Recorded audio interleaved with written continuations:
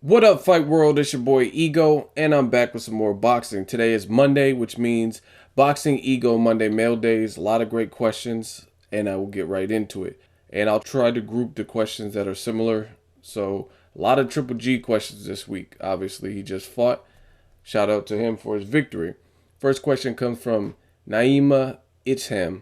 Hey, Ego, do you think Golovkin is the biggest puncher in middleweight history, or is it the opponents he's faced that make him look dangerous? I definitely don't think he's the biggest puncher in middleweight history. He's up there. He's a big puncher. But the reason me personally, I can't, there's middleweight is so rich in history. I could never make a statement like say he's the best of anything until I see him in there with better competition. And that's just as straight up as possible. I mean, you got guys like Roy Jones Jr., Marvelous Marvin Hagler who have campaigned. So, me personally, I can't anoint anybody the best of this division or, you know what I'm saying, the biggest puncher until I see them face someone. Like, I've seen Marvin Hagler versus Hearns. I've seen Roy Jones beat Bernard Hopkins and James Toney when earlier in his career, stuff like that. So until I see him step up in competition, I can only say he's a deadly puncher and he's a big puncher, but I can't compare him to the history's greats. It's just, it wouldn't be fair in my eyes. So that's my opinion. I think he's a big puncher, but I can't anoint him the best at anything in middleweight history because there's so much history at middleweight until I see him step up in competition. Because again, I mean, Mike Tyson, you've seen his first year of turning pro, he knocked out every single body, like pretty much everybody he faced. But as he fought, like later on, he fought guys like Lennox Lewis, Evander Holyfield. He didn't knock them out. So again, it's all about where you're at in your career and if you're carefully matched and stuff like that. So I just have to see more before I compare him to the history's greats. Next question is from Afro Thunder. Do you think it should be David Lemieux versus Triple G and Canelo versus Cotto? Winners fight each other and losers fight each other. Now, me personally, I'm not so much concerned with the losers because it really depends on how they lose. If someone gets knocked out, then I doubt they would want to face any of the guys that you mentioned. So I'm not really concerned with the losers. As far as the winners, I think that's an excellent succession of fights, and I would be up for it. If David Lemieux gets past Hassan Nadam, I say that earns him a shot at Triple G for sure. That's a good fight. That's a entertaining HBO style fight, Gotti list type fight, or whatever you want to call it. And then Canelo Cotto is a blockbuster fight. Doesn't need much explanation. So if those two fights are made, I would have no problem with the winners meeting up after that. And that would be, you know what I mean, great. You have like Canelo versus David Lemieux or Cotto versus Triple G or however, depending on who wins. So I like that a lot. Next question, Touche142. Ego, being that no one wants to fight with Triple G, I think his best option is Lara because we all know he's not too eager to get in the ring with Andre Ward. Please, Lara is a far better technical boxer than Willie. I think Triple G wins, but I think the streak ends with Lara. Abel Sanchez saying Willie is a bigger name than Lara leads me to believe that Triple G and his camp want no parts of the Cuban style. Laugh out loud. And I have another similar question. Crescencio Mejia. Do you think Edeslandi Lara would stand a chance fighting Golovkin after watching the Monroe fight? And see, as you guys can see, 7 people like this particular comment, plus another person asked the same question. So I'm more inclined to pick questions like that because I see there's a genuine interest and a lot of people are thumbing up those comments. So just a little tip for future Monday mail days. As far as the question from both you guys, great question. I mean, Edeslandi Lara definitely has a chance. It's the way I look at it is this. Edeslandi Lara has a great resume. He's been in there with guys like Canelo, Vanes Matarosen, Paul Williams, Carlos Molina. A lot of great names at 154, right? We know he's a top quality 154 pounder and he's slick. If he's calling out Triple G, I have no problem with it. You can't really make a case for Willie Monroe Jr., who, you know what I mean? Even myself, I cover boxing and I did not know much about Willie Monroe Jr. You know what I'm saying? I had to go watch some other fights. I did see the ESPN Brian Vera fight when that aired, but other than that, nobody really knew much of him. You know what I'm saying? So to me, this is where the promoters and trainers and fighters, they end up talking themselves into a corner because the statements sometimes aren't consistent. You can't say Willie Monroe is a big draw but Edeslani Lara has nothing, you know what I'm saying? No drawing power, because I really don't think neither one of, if anything, more people probably watch Canelo versus Lara and watch the all access that they did for it, as opposed to Brian Vera versus Willie Monroe, which was his leading up fight. You know what I'm saying? Laura's been in there with the great names that I mentioned, so I'm all for it. As far as the fight, it'd be interesting because we have never seen anyone that doesn't fight scared. And this is the thing with Willie Monroe. He did pretty good in some spots, but to me, he lacks experience at this level, because in the 6th round when he was getting pummeled and just absolutely attacked and destroyed by Triple G, he didn't take a knee, he didn't grab the hold, he didn't clinch. He was just end up getting plowed through. You know what I'm saying? I really feel like this is why I want to see Triple G, and I'm actually going to do a boxing clinic on Triple G coming up soon, where I can talk about some more stuff in detail that I see. But I want to see Triple G in there with somebody who's not mentally going to fold. Guys like Edeslani Lara, guys like Andre Ward, whether you like their style or not, to me, I think they're built mentally strong and they've battled adversity. You know what I'm saying? The Angulo fight with Lara, he got dropped twice and got back up to win that fight. So again, I need to see Triple G in there with guys that don't fight him scared, guys who are built mentally tough and could pose some problems with their elusiveness.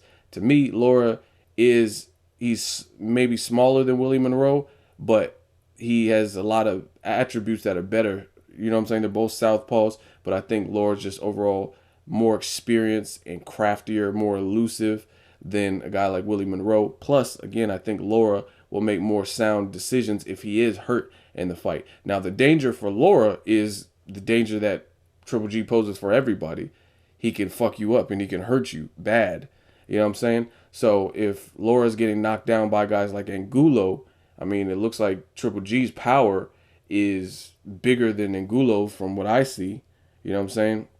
And Angulo's no slouch, but I mean, Angulo dropped him twice. So I would love to see that fight, to see if he can even deal with that type of power. And then for Triple G, I want to see if Triple G can deal with that style. Someone who's going to, you know what I'm saying? You're saying Mayweather, which Mayweather's like a lot smaller than even Lara. Like if Lara was to stand next to Mayweather, I mean, it would be night and day difference. It's like, so I think Mayweather's too small. I don't think that fight will get made personally. So Lara would be kind of like a bigger version of Mayweather somewhat. You know what I'm saying? Not exactly. They don't fight exactly the same. Look at Canelo Lara versus Mayweather Lara. However, it would be kind of in between Mayweather and Andre Ward. You don't want to go up and fight Andre Ward. I don't think Mayweather will get made because I don't think he's big enough. So that would be right in the middle as far as I can see. You know what I'm saying? Where you're not having to move up a weight division to fight Ward, but you're not fighting Mayweather, who calls his own shots, and it's not really a realistic fight. So I like the Lara versus Triple G fight, and it'll at least answer some questions for me. Next question is from Lanshaw Donald. Why the hell is Triple G calling out these smaller fighters? When can move up, face a Andre Ward, etc.? I honestly believe that a pussy move. Damn, that was real hard to read. But I like, this is my thing. I would love to see Andre Ward versus Triple G. You know what I mean? I'm from the Bay Area. Andre Ward's from the Bay Area. Oakland's just down the street from me. You know what I'm saying? So I would love to see that type of fight, especially if they did it out here. That would be amazing. I don't think Triple G should be forced to move up. I don't think that's right. I don't think you should have to move up. I think some of the guys in this division need to fight him. However, and this is a strong however, if for whatever reason you're not getting the fights you want and you want to be this big Mexican style blockbuster star, then you got to make a decision for your career. If, you know what I mean, a lot of people do that, like where the money fights aren't, like, I mean, look at Pacquiao. Pacquiao is not the biggest dude. He didn't have to move up to welterweight, but he had a big opportunity to fight Oscar De La Hoya. You know what I'm saying? So he was willing to do it and kind of stayed up there fighting bigger guys. So I look at it the same way. Triple G needs to make that decision. If for whatever reason, I'm not saying people aren't ducking him or whatever, I don't care. But the end result is still the same. And we're not seeing Triple G tested with the best names in the division for whatever reason. Then you have to make an executive decision and determine if you do want to move up for your career's sake. Because me personally, I'm getting tired of really watching Triple G against. It's clear if you're like a B minus C level fighter, you're not beating him. You know what I'm saying? Unless you just have haymaker power and a strong ass chin. You know what I'm saying? And you have a slight chance. But I mean, I got to see him up with better competition. Period. That's just me. I'm getting tired of just watching the same Ashidas and stuff. It doesn't really prove too much after so long. I see you could beat those guys now. I want to see you move up the ranks. And if you can't get that because people are ducking you or their promotional issues, HBO, Showtime, whatever your situation is, then you have to make a decision for your career. Next question, Eric Shipman.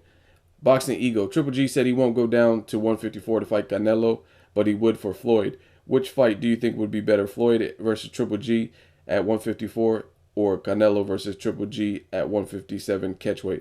I mean, that's an easy question. I would say, why not have the two action style fighters fight each other who are also closer in size? Canelo's been fighting at a catchweight of 155. He rehydrates over 165 pounds in fights. You know what I'm saying? Triple G just rehydrated to 170 in his fight with Willie Monroe. I mean, obviously they're closer in size. I've never seen Mayweather rehydrate to no damn 170, 168. You know what I mean? I know sometimes he doesn't step on the scale, but I'm pretty good with the eye test and knowing his height and frame. I'm almost positive, you know what I mean? I would drop money that he's never rehydrated to 170, 173, things like that. So, yeah, the natural fight is Canelo versus Triple G. And plus, why would people even want to see Mayweather versus Triple G at 154? 154 is a weight that, even though Triple G said, you got to question, why would a person say they're only willing to go to a division to fight one person? That, to me, that's something suspect about that. So either that means you have a difficulty making that weight or something, because if there's a lot of great fights, fight Lara at 154, fight Canelo at 154. You know what I'm saying? So if you're telling me you're only going to, Demetrius Andrade at 154, if you're telling me you're going to only go to a weight division for one fighter, that means that it's probably more of a chore for you to make that weight, and you might not even be able to make weight. So I really don't even care to see Mayweather versus Triple G, because at the end of the day, this is a weight I haven't seen him at comfortably, and he's rehydrating to 170 in his fights. So if he looked like shit in that fight and Mayweather was just elusive and just did his points victory or somehow stopped him, you know what I'm saying, because he was weight drained, then it's just too easy and too convenient of an excuse. That's why it makes more sense to have guys who are closer in size to fight. Again, if Triple G went down to 154, then got stopped by a guy who's not necessarily known for stopping a bunch of people, like, to me, it'd be very comparable to Andre Ward versus Chad Dawson. Now, that was a great performance by Andre Ward, but the first thing that the anti-Ward fans said was, oh, it was because Chad Dawson dropped down from 175 to 168 and fought Ward, and that's why Ward got the stoppage. And I'm not going to say that had nothing to do with it. It could have. It probably did, because, in all honesty, Chad Dawson looked sluggish and lethargic in that fight. So I have no interest in Mayweather versus Triple G for that sole reason, because if he comes down to a weight where he can't comfortably make, hasn't had to make, and for whatever reason were to lose that fight, then it's too easy and too convenient of an excuse. So I think Canelo versus Triple G, they're closer in size. They're both action style fighters.